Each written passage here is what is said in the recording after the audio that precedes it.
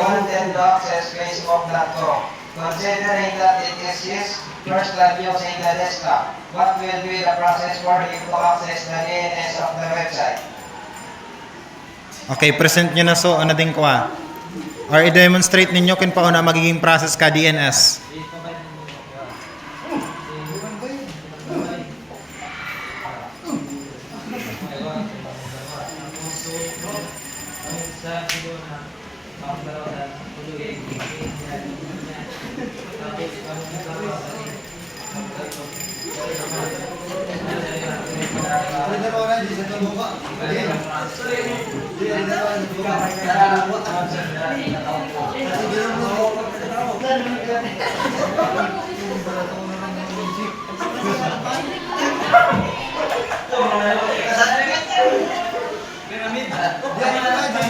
Okay, demonstrate.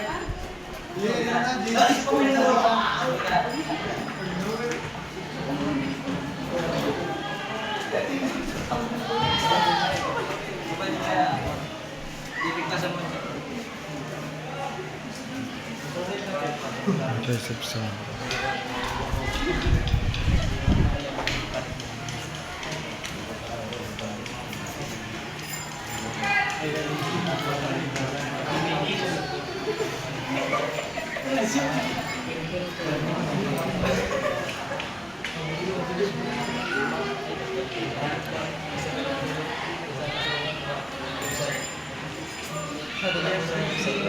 Okay. So, na-access ninyo sa website through the process ng DNS server. Bakit? Bakit kailangang mag-undergo ng 4 na process?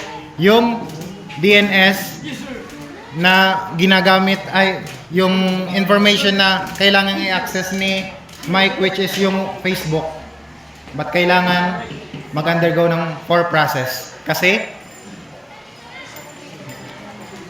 based on to question, ano sa ko kanto desktop niya? Ano sa ko sa desktop niya? Kaya kay po niyang mag-undergo sa 4 process?